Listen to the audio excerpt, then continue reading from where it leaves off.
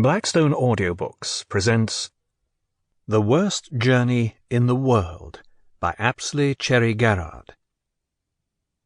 1. From England to South Africa. Take a bowsy short leave of your nymphs on the shore, and silence their mourning with vows of returning, though never intending to visit them more. Dido and Aeneas. Scott used to say that the worst part of an expedition was over when the preparation was finished, so no doubt it was with a sigh of relief that he saw the Terra Nova out from Cardiff into the Atlantic on the 15th of June, 1910. Cardiff had given the expedition a most generous and enthusiastic send-off, and Scott announced that it should be his first port on returning to England. Just 3 years more, and the Terra Nova, worked back from New Zealand by Pennell, reached Cardiff again on the 14th of June 1913, and paid off there. From the first everything was informal and most pleasant, and those who had the good fortune to help in working the ship out to New Zealand under steam or sail must, in spite of 5 months of considerable discomfort and very hard work, look back upon the voyage as one of the very happiest times of the expedition.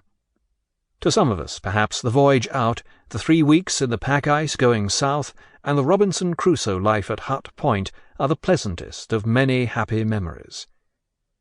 Scott made a great point that so far as was possible, the personnel of the expedition must go out with the Terra Nova. Possibly he gave instructions that they were to be worked hard, and no doubt it was a good opportunity of testing our mettle. We had been chosen out of 8,000 volunteers, executive officers, scientific staff, crew, and all. We differed entirely from the crew of an ordinary merchant ship, both in our personnel and in our methods of working. The executive officers were drawn from the Navy, as were also the crew. In addition, there was the scientific staff, including one doctor who was not a naval surgeon, but who was also a scientist, and 2 others called by Scott adaptable helpers, namely Oates and myself. The scientific staff of the expedition numbered 12 members all told, but only 6 were on board.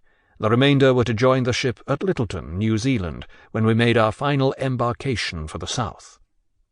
Of those on the ship, Wilson was chief of the scientific staff, and united in himself the various functions of vertebral zoologist, doctor, artist, and, as this book will soon show, the unfailing friend in need of all on board.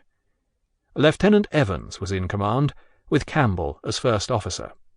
Watches were of course assigned immediately to the executive officers. The crew... Sample complete. Ready to continue?